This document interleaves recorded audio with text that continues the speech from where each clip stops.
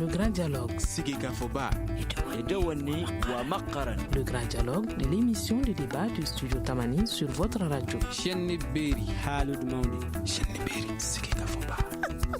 grand dialogue. Bienvenue dans le forum de la presse de ce vendredi 14 décembre 2018. Interdiction des marches et bras de fer entre le gouverneur du district et les organisations de défense des droits de l'homme. On en parlera au cours de ce forum. L'UNTM qui menace de boycotter la conférence nationale de janvier. À quoi sert un dialogue social sans la centrale syndicale? Et en dernier point, on parlera du procès en diffamation intenté par la Cour constitutionnelle contre le directeur de publication du journal Le Pays, Boubacar Yalkouye. Nos invités sont Amadou Diallo, il est journaliste indépendant. Bonsoir. Bonsoir. Badou Escoba est journaliste au Carrefour. Bonsoir. Bonsoir. Mahamadou Khan de la radio Clédou, bonsoir. Bonsoir, Ali Sidibé. Je suis Aliou Sidibé à la présentation. Le grand dialogue. Des organisations de défense des droits de l'homme dénoncent l'interdiction de toute manifestation et regroupement à Bamako.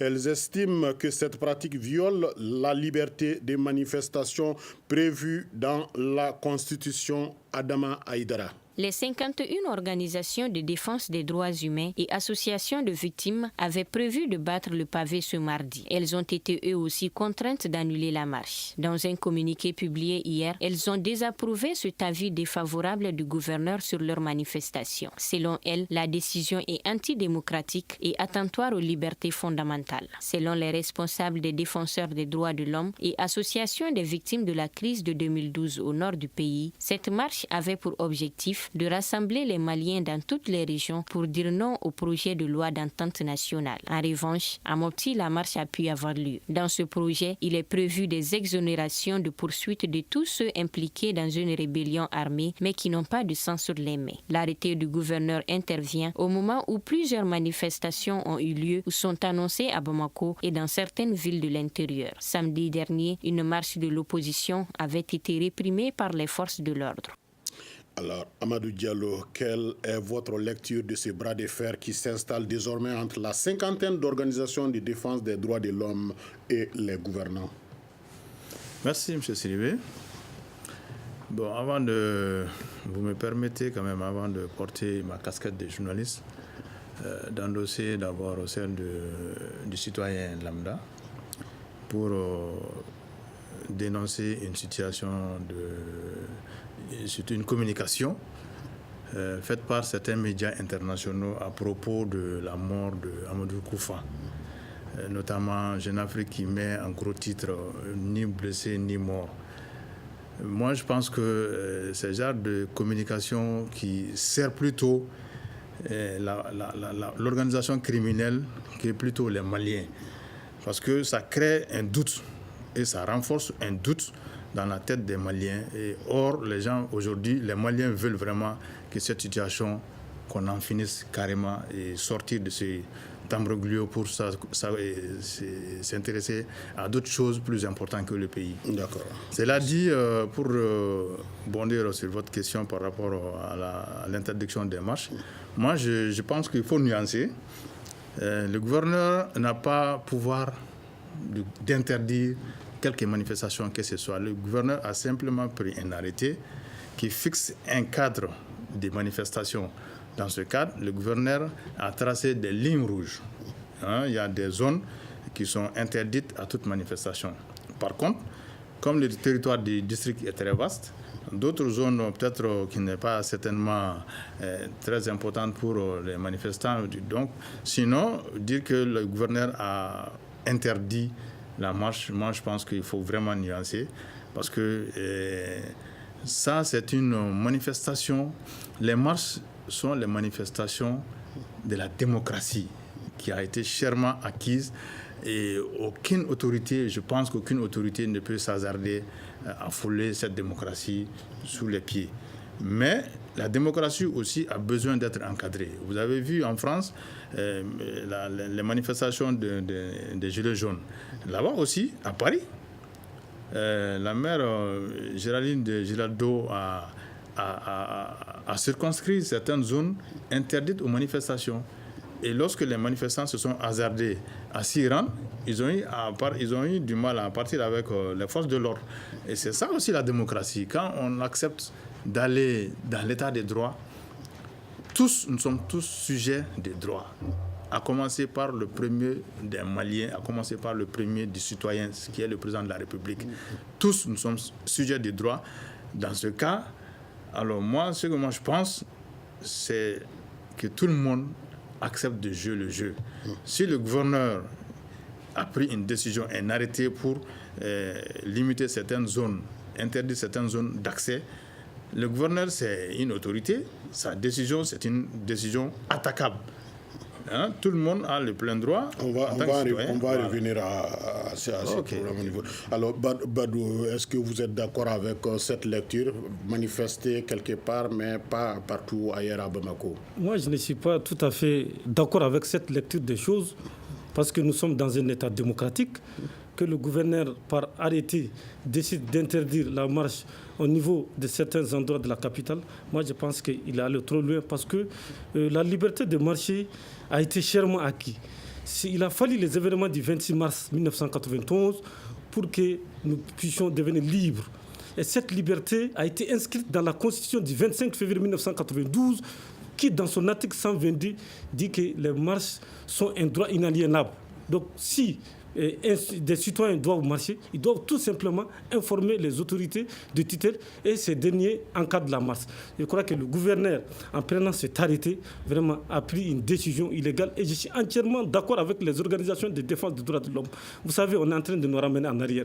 Ce n'est pas bon. Je n'ai pas un esprit médiéval, mais il ne faut pas qu'on nous ramène à l'époque de l'Union soviétique où il y avait l'égalité, il n'y avait pas de liberté. Mais actuellement, au Mali, on constate qu'il n'y a ni liberté ni égalité. Donc ça, c'était un coup à la démocratie.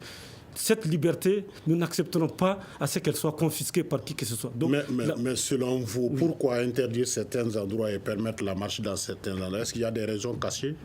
Il y a des raisons cachées derrière, parce que le gouvernement craint qu'il y ait des rassemblements à certains niveaux. Parce qu'il y a certains endroits, si les gens se retrouvent vraiment, ça peut entraîner un gonflement de la foule. Mais ce que j'aimerais vous dire aussi, M. Alou Sidibé, le gouvernement craint une autre place Tiananmen. C'est-à-dire que le gouvernement fait tout pour que les manifestants ne se retrouvent surtout au niveau de la bourse de travail, parce le gouvernement craint une autre place Tiananmen. Je vais faire référence aux événements au printemps de Pékin qui a eu lieu en 1989. Donc le gouvernement ne veut pas de rassemblement, parce qu'en cas de rassemblement, ça peut déborder. Mais pour terminer, je vous rappelle une chose, vraiment, dans un État démocratique, il ne faut pas une justice à deux vitesses. D'un côté, on laisse certains organiser des manifestations, on laisse certains se regrouper pendant les fêtes de Mauloud et on interdit à d'autres de manifester. Je pense que c'est quelque chose qui n'est pas normal dans un État démocratique. Mohamedou Kane.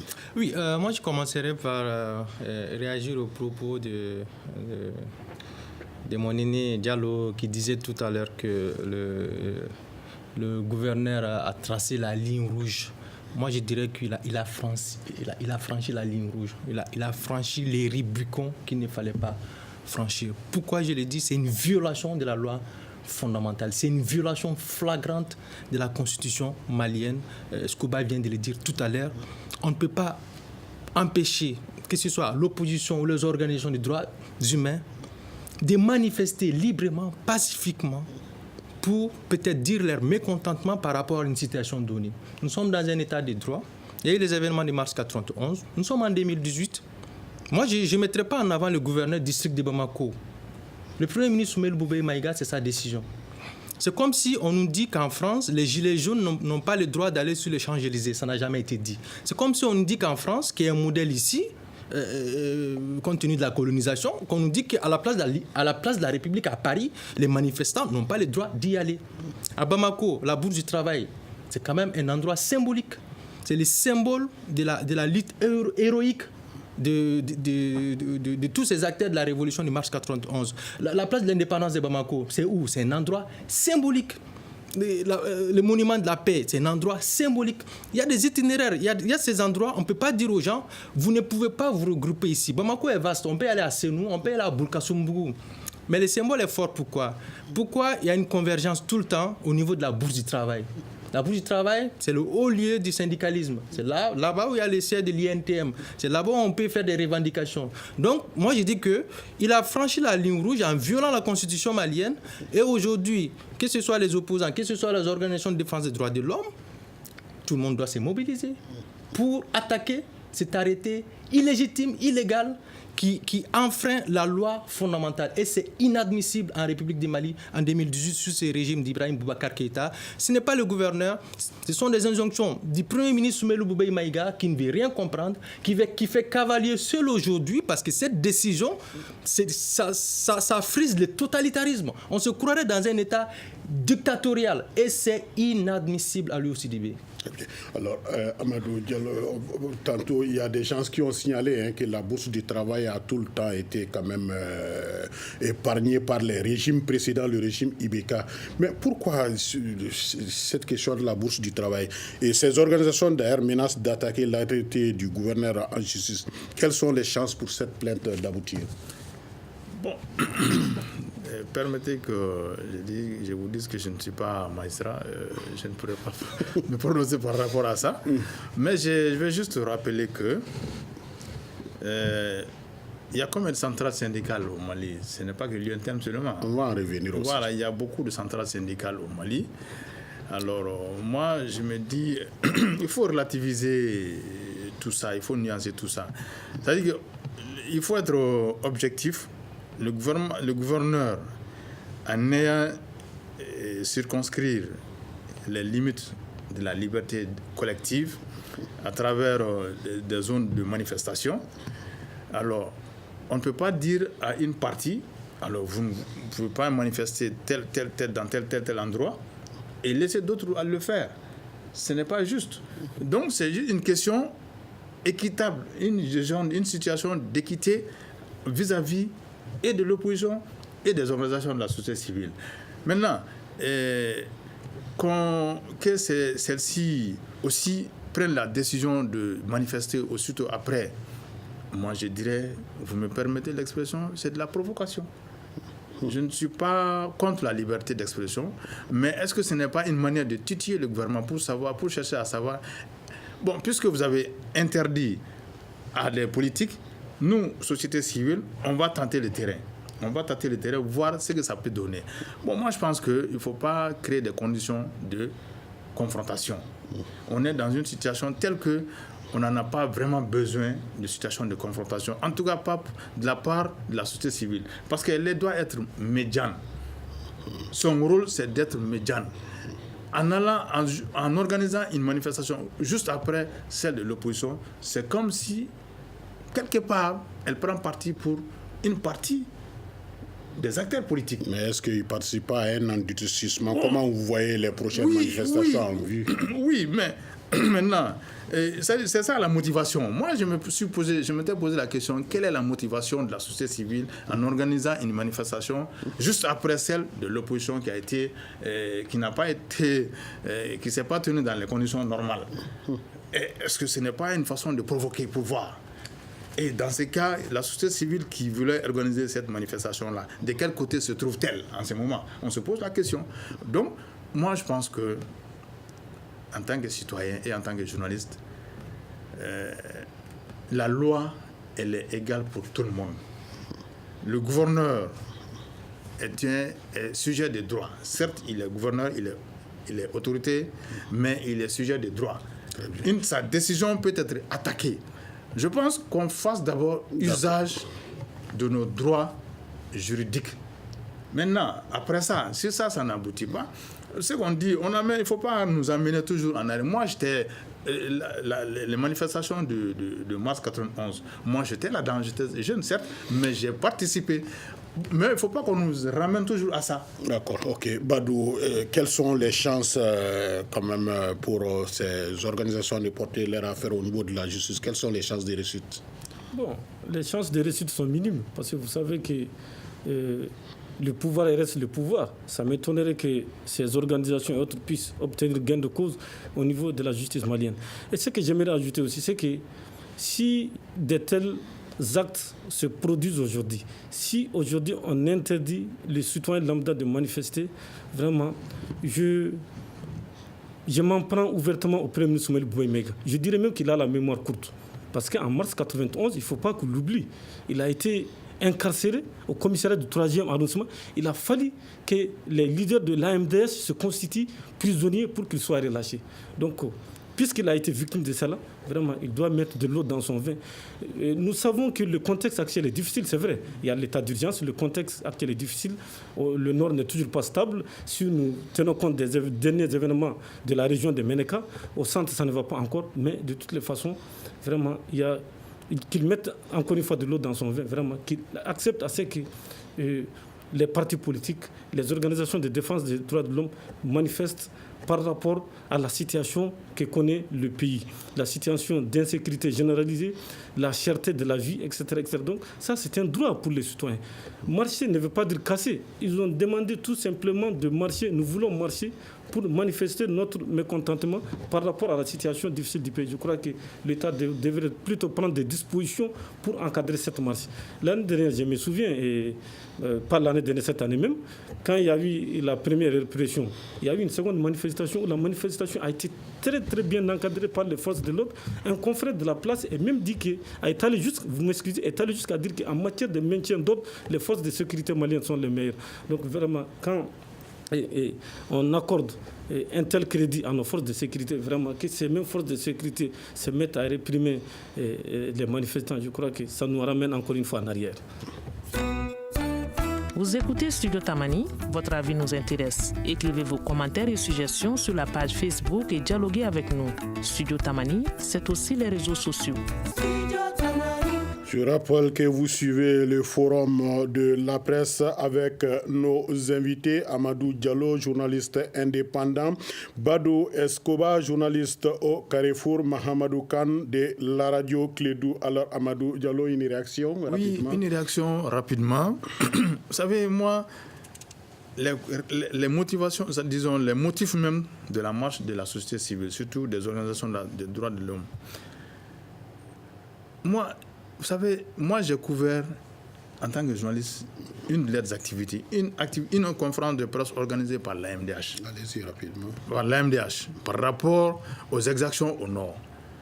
Mais ces jours-là, ils ont parlé de l'armée malienne, des exactions de l'armée malienne, en faisant table rase totalement sur tout ce que le MNLA a fait.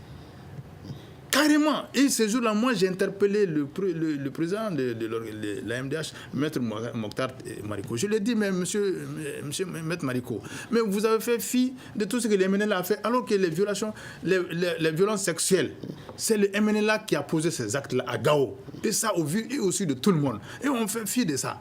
Maintenant, comment une organisation qui parle mal même des forces de sécurité qui les sécurisent? Moi, je pense que ce n'est même pas la peine de leur donner le temps de marcher. Très bien. Alors, à présent, le deuxième thème de notre forum, la centrale syndicale des travailleurs du Mali, UNTM, projette de boycotter la conférence nationale sur le dialogue social prévue du 15 au 16 janvier prochain. Cette décision fait suite à la non-satisfaction de ces doléances depuis un mois auprès du gouvernement. Amadoun Touré. Le cahier de doléances de la centrale syndicale INTM se présente en 12 points. Déposés sur la table du gouvernement au mois de mai dernier, ces doléances sont principalement relatives au rallongement de l'âge à la retraite des fonctionnaires et l'augmentation de la grille salariale. Vu le contexte difficile du pays, l'INTM a jugé utile de ne pas faire accompagner le cahier de doléances d'un préavis de grève, nous explique un responsable de l'INTM. Selon un autre responsable de la centrale syndicale, une commission de conciliation a été mise en place après les élections présidentielles. Objectif, trouver un compromis favorable aux deux parties. Toutefois, 2 mois après, cette commission et les syndicats n'ont pas pu harmoniser leurs positions. Le vendredi dernier, dans un communiqué, l'Union nationale des travailleurs du Mali annonce l'échec des négociations et affirme vouloir observer une cessation de travail. Nous projetons également de boycotter la conférence nationale initiée par le gouvernement pour le mois prochain, affirment les responsables de l'INTM. Ces différentes annonces interviennent dans un contexte social tendu Les marches sont de plus en plus fréquentes. Elles sont interdites ou réprimées par les autorités. Rappelons aussi que lors de la dernière conférence nationale sur le nouveau redécoupage administratif, certains partis de l'opposition ont refusé d'y participer. Alors, Mahamadou Kane, à votre avis, que vaut un dialogue social au Mali sans la participation de l'UNTM? C'est une bonne et grande question parce que l'UNTM, c'est l'Union nationale des travailleurs du Mali. C'est la fêtière. Donc, en cela, c'est clair que pour parler de nos problèmes, comment les résoudre et occulter l'UNTM, c'est clair que ça fait tache d'huile. Alou Sidibé, moi, ça m'amène toujours à dire que dans les reportages, les journalistes parlent du climat social tendu, extrêmement tendu. Donc, l'INTM n'est pas au-dessus du lot, c'est tout le contraire. Donc, quand ils demandent l'augmentation des salaires, quand ils demandent le rallongement de l'âge à la retraite, ce sont des revendications, j'estime, légitimes. Maintenant, le blocage lors de la commission de conciliation, etc., il y a eu un échec.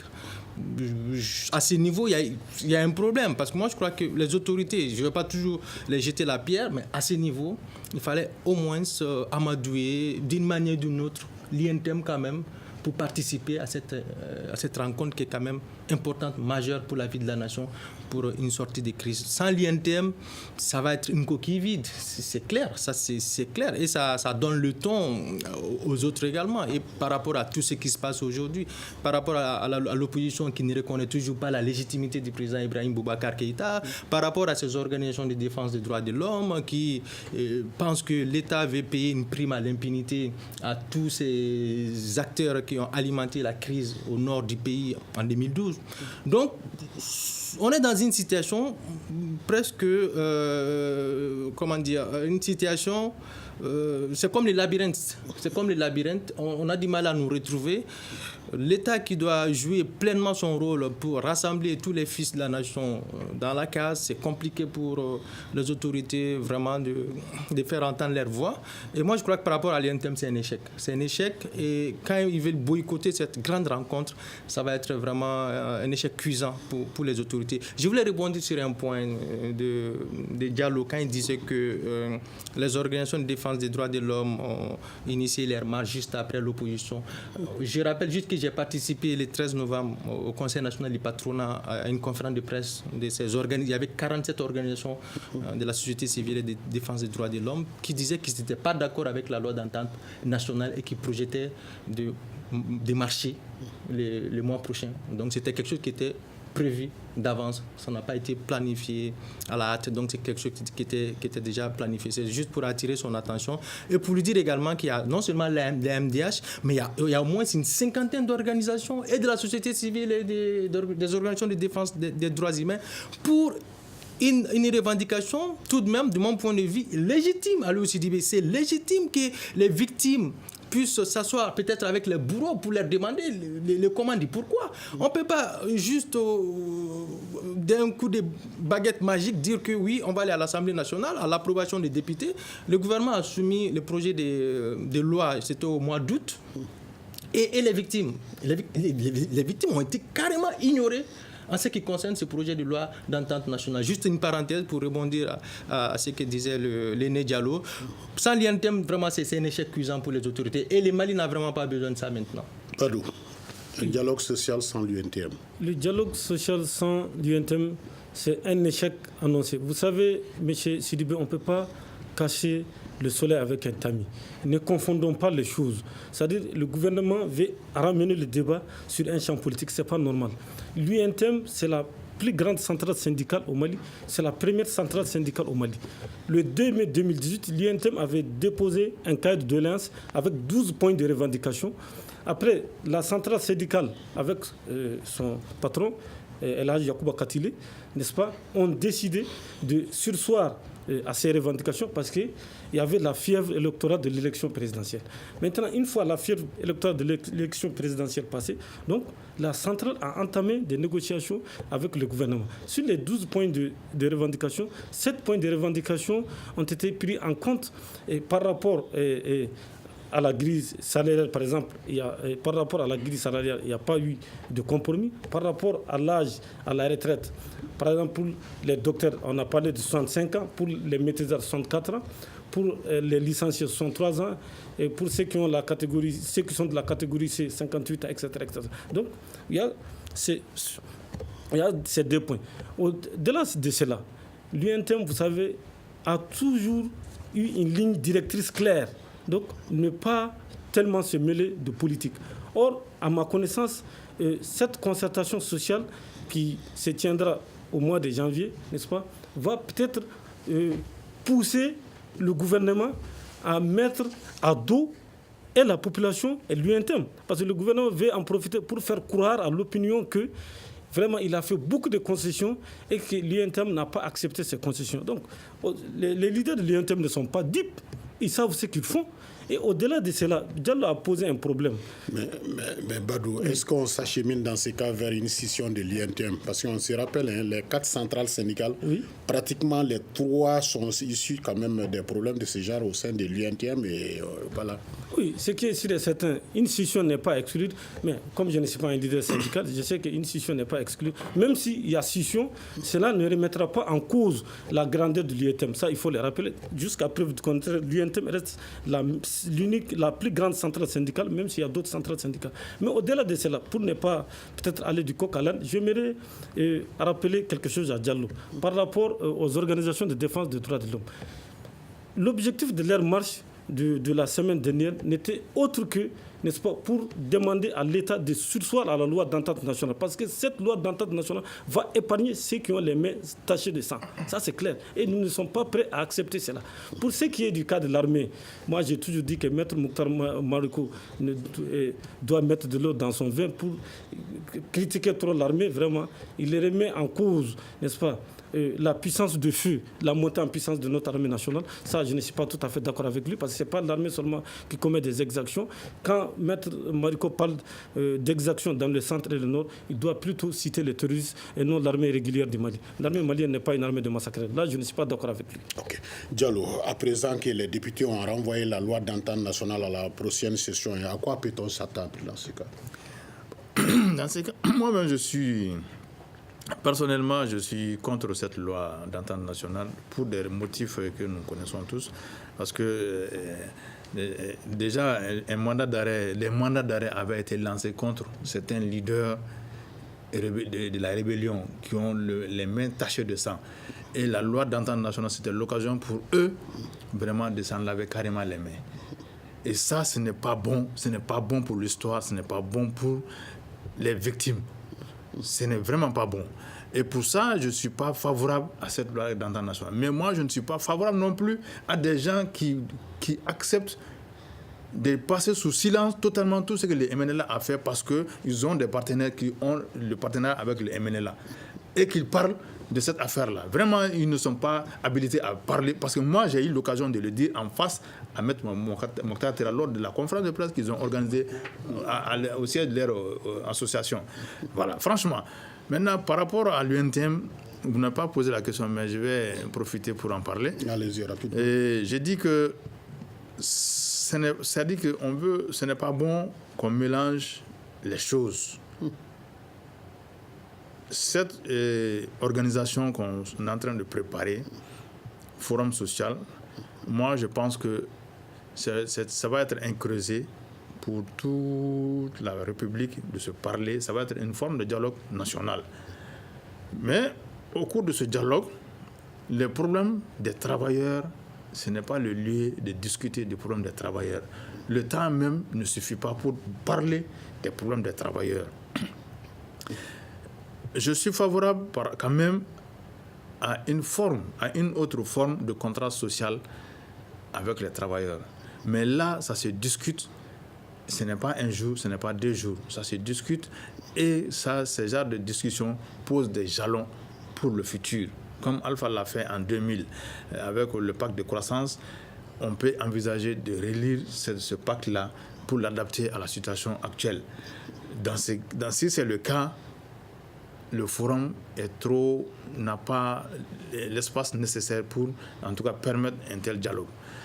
Si l'UNTM ne participe pas, pour ces motifs-là, moi je crois que le gouvernement doit examiner encore sa feuille de route, les TDR, et puis discuter avec les acteurs avec lesquels il veut discuter en amont. Parce que si l'UNTM peut venir peut-être... Maintenant, quelle va être la forme de participation de l'UNTM à ce forum?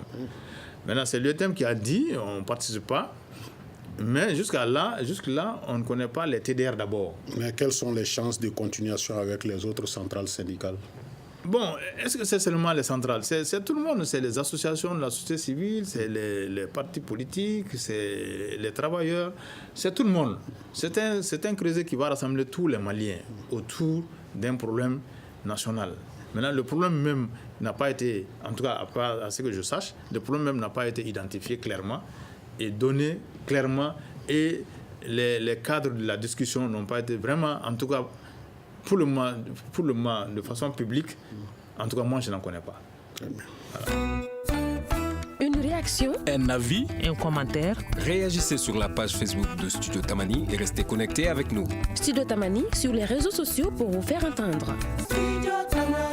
Vous suivez ce forum de la presse avec nos invités, nos confrères Amadou Diallo, journaliste indépendant, Badou Escobar, journaliste au Carrefour, et Mahamadou Khan de la radio Clédou. Mahamadou Khan, une réaction? Oui, une petite réaction peut-être par rapport à ce qu'il disait tout à l'heure Badou. Je ne partage pas du tout cet avis. Oui, la MDH, c'est une association qui est là pour défendre les droits de l'homme, ne peut pas, en même temps, par souci d'équité, révéler les exactions commises par peut-être les rebelles et fermer les yeux sur les exactions même de l'armée malienne. Moi, je ne suis pas de ce nationalisme qui consiste à dire que, oui, même si c'est l'armée malienne, nous sommes maliens. Non, ils ont besoin de fournir des rapports et ces rapports, je crois, ne doivent souffrir d'aucune ambiguïté. Donc, en cela, non, je pense qu'une association de cette envergure se doit de révéler, de braquer ses projecteurs sur toutes les violations, que ce soit de l'armée malienne ou même des forces rebelles. C'est ce que je voulais ajouter par rapport à cette partie. Badou? Ce que j'aimerais ajouter, c'est que par rapport au rapport, souvent c'est des faux rapports qu'on dépose au niveau de l'AMDH. Les cadres de l'AMDH ne se déplacent pas souvent sur le terrain pour aller voir ce qui se passe, pour aller constater, de viser ce qui se passe. Donc ils se contentent de ce qu'on leur rapporte par téléphone ou bien de ce que certains témoins disent. Là, je ne suis pas d'accord. Il faut que les leaders de l'AMDH se rendent sur le terrain voir ce qui se passe. Quand on a parlé du charnier de Kobaka et de Nantaga, l'avocat de l'AMDH ici, quand on a parlé du charnier de Kobaka et de Nantaga, il y a eu des non-dits. Après, on s'est rendu compte que les organisations de défense des droits de l'homme avaient dit certaines choses qui n'étaient pas réelles. Et ça, c'est une réalité, il faut le dire. Pourvu que ça puisse aboutir à quelque chose, l'actualité, c'est aussi la libération de Laurent Gbagbo. 3000 personnes qui sont mortes et personne ne répond quand même de ces crimes. Alors, le troisième thème qui nous réunit, le procès en diffamation intenté par la Cour constitutionnelle contre le directeur de publication du journal Le Pays, Boubacar Yelkouye. C'était hier jeudi, ici à Bamako. Le verdict ne sera pas connu avant le 27 décembre prochain au tribunal de première instance de la commune 4. Alors, Amadou Diallo, quelle est votre lecture sur cette affaire? Bon, ma lecture par rapport à cette question cruciale qui touche à notre profession, c'est d'abord, en tant qu'ancien, c'est d'appeler les confrères à éviter les procès. Parce que de ce qu'on apprend du métier, les procès contre une rédaction, que ce soit qu'on gagne ou qu'on ne gagne pas, d'abord ça met en doute ce qu'on fait comme activité, comme travail. Parce que d'abord, le journalisme, c'est d'abord le recoupement de l'information. Le recoupement, qui dit recoupement, dit écoute des deux parties, de toutes les parties, pour ne pas tomber dans ce qu'on appelle partie prise. Bon, donc, ça c'est ce que j'ai dit comme message. Mais au-delà de ça, j'ai dit la profession au Mali, comme partout ailleurs. Hier, on était à la remise du diplôme de nos cadets qui ont suivi des cours de l'école supérieure du journalisme à Bamako. De Lille, oui, mais en déplacement à Bamako. Voilà, donc l'un des formateurs a parlé effectivement de la menace qui pèse sur le métier en général à travers le monde. Tout simplement parce que de plus en plus, les sociétés humaines commencent avec l'ouverture des réseaux sociaux, de tout ce qui s'ensuit, finalement commence à avoir un déni des médias. Donc, dans ce genre de situation, c'est nous qui sommes d'abord interpellés, qu'on fasse extrêmement attention pour protéger notre métier. C'est très très important parce que il ne faut pas donner l'occasion d'abord à ceux qui ne sont pas en odeur de sainteté avec nous, d'avoir raison sur nous. Ah, ils ont dit ça, ah, ils ont fait ça. Et ça, vraiment, je n'aime pas. Je vais, comme conseil à mes confrères, vraiment de les attirer leur attention par rapport à ces détails. Maintenant, pour le procès, en tant que tel, on attend l'issue et voir ce que ça va donner, si le confrère avait raison sur la Cour ou si la Cour avait raison aussi sur lui. On va tirer, en tout cas dans tous les cas de figure, le journaliste comme tout autre citoyen, j'ai dit encore, est sujet de droit. Quand on se trompe, le doyen l'a dit, Sidibé l'a dit hier, quand on se trompe, on l'assume. Et je pense que c'est aussi pédagogique. Et ça va servir de leçon et aux journalistes et à la Cour. En tout cas, moi, je pense qu'on aurait pu quand même trouver un terrain d'entente au lieu d'aller en procès. Ce n'est pas bon. C'est pas bon. Et en tant que journaliste, on va soutenir notre confrère. Voilà. Alors, Mahamadou Khan Boubacar Yalkoué, directeur de publication du journal Devant les tribunaux, on assiste vraiment de plus en plus à des procès et agressions contre les journalistes. Mais selon vous, qu'est-ce qui se passe? Est-ce que notre profession est en cause? C'est vrai que nous ne sommes pas exempts de tout reproche, comme le disait tout à l'heure l'aîné Diallo.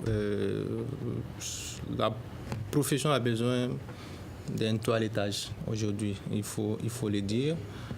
Beaucoup de nos confrères non seulement manquent de formation, après leur comportement laisse à désirer. Là, je ne mets pas l'accent sur les cas Yalkoué pour m'exprimer de la sorte, mais une vue d'ensemble sur notre profession qui est vraiment en danger aujourd'hui. Et du coup, la presse n'a pas bonne presse. C'est ça, la presse n'a pas bonne presse aujourd'hui. Quand tu pars au marché, vous les journalistes, c'est vous qui nous donnez de fausses informations, diffamations et autres. Par rapport au procès de Yalkoué, j'en viens. Yalkoué déjà a son profil proche de l'opposition parce qu'il a soutenu Soumaïla Cissé lors de l'élection présidentielle. Je crois que ça a beaucoup joué dans cette affaire. Ça a énormément joué parce qu'on estime qu'il n'est pas que journaliste. Et le débat se pose du côté de la Cour constitutionnelle. On estime que non, c'est un pion du camp Soumaïla Cissé qui veut nous ternir notre image tout simplement en disant que voilà, l'affaire de 900 millions, ça c'est une analyse de la chose. Maintenant, c'est la forme, le procès. Moi, ce que je n'ai pas aimé, c'est dans la forme, ces dispositifs de sécurité. C'est regrettable. Important dispositif. C'est regrettable. Les journalistes, ce n'est pas des terroristes. Les terroristes ou les djihadistes, on sait où aller les mater. Nous ne sommes pas des terroristes. Hier, il y avait un impressionnant dispositif de sécurité juste pour dire que c'est un journaliste, il y aura des journalistes. Les journalistes ont même quitté la salle. On a sommé le président de Bassirou Touré de quitter la salle. Les autres ont dit OK, par solidarité, nous allons le suivre. Donc moi, à ce niveau, clairement, il faut qu'on se dise les choses. Qu'est-ce qui se passe dans ces pays? Pourquoi on en fait tant de tonnes? Parce que le procès en tant que tel, le doyen l'a dit, Diallo l'a dit tout à l'heure, on pouvait peut-être trouver un terrain d'entente. Moi, je suis d'accord avec cette option. Mais malheureusement, ça n'a pas été le cas. Et si c'est un procès, pourquoi toute cette mise en scène, ça n'en valait pas du tout le coup? Je ne vais pas rentrer trop dans la forme, je ne maîtrise pas trop je suis pas du domaine, mais clairement, par rapport à cette affaire, aujourd'hui, si Yalkoué en est là, c'est quelque part aussi parce qu'on estime qu'il n'est pas exempt de tout reproche parce que voilà, il a soutenu tel, ce n'est pas normal. Maintenant, la question que les avocats de notre confrère qu'on soutient, quoi qu'il arrive, on le soutient pleinement, on soulevait, c'est quand on lui a demandé de divulguer sa source. Ça, moi, je crois que ça, c'est une faute professionnelle. Un journaliste, je n'apprends rien à personne ici, même nos auditeurs, un journaliste ne divulgue jamais sa source, même devant les tribunaux. Donc, à ce niveau, c'est ce que je voulais ajouter. Finalement, notre profession est minée. On a vu des associations de soutien. Bon, le jeune Khan, il a tantôt signalé soutien à notre confrère. Et on a vu également des associations de soutien à Manassa. Alors, devrions-nous faire notre propre autocritique? Oui, vous savez que, effectivement, quand on l'a rappelé, la presse malienne a des problèmes, il faut les reconnaître. Parce qu'il y a eu la disparition de Birama Touré, il y a eu un procès entre Adama Dramé, le directeur de publication du journal Le Sphinx, entre guillemets, et Karim, le fils du président de la République. Il y a eu l'enlèvement des 3 journalistes de Mali Actu. Le procès de Salif Diarra est en cours. Il y a le procès de Boubacar Yalkoué. Je pense que quand nous faisons une analyse objective de la chose, vraiment, nous devons nous-mêmes nous poser un certain nombre de questions. Pourquoi de tels actes sont en train d'arriver? Pourquoi de telles choses sont en train de se produire? Vraiment, il faut une autocritique. Moi, je pense que nous devons être regardants par rapport à tout ce que nous donnons comme information. Il y va de notre crédibilité. Pour qu'une presse soit libre, pour qu'une presse soit indépendante, il faut que cette presse aussi donne la bonne information. Il ne faut pas que la presse pêche en matière d'information. C'est ce que je vais dire. Ensuite, ce que j'aimerais ajouter, c'est que par rapport au procès de Boubacar Yalkoué et de la Cour constitutionnelle, effectivement, hier, la salle était pleine à craquer. Il y a eu quelques soubresauts quand le procureur a décidé de requérir 3 mois d'emprisonnement ferme contre Boubacar Yalkoué. Les avocats de Yalkoué ont sursauté. Effectivement, on a ramené le verdict au 27 décembre. Mais ce que j'aimerais ajouter aussi, c'est que ce que le procureur avait demandé, que Yalkoué dévoile sa source, cela est inacceptable. Un journaliste ne doit jamais dévoiler sa source. Il y va de l'éthique et de la déontologie du métier.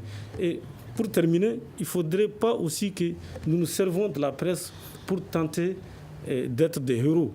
Ce n'est pas le cas. Il ne faut pas qu'on s'en prenne à d'honnêtes gens ou bien aux institutions de la République pour pouvoir être des héros. Je ne fais pas de plaidoyer pour Domo. Si demain je devais être un héros, je vais l'être en défendant le Mali, ma patrie, le Mali qui m'a vu naître, le Mali qui m'a tout donné.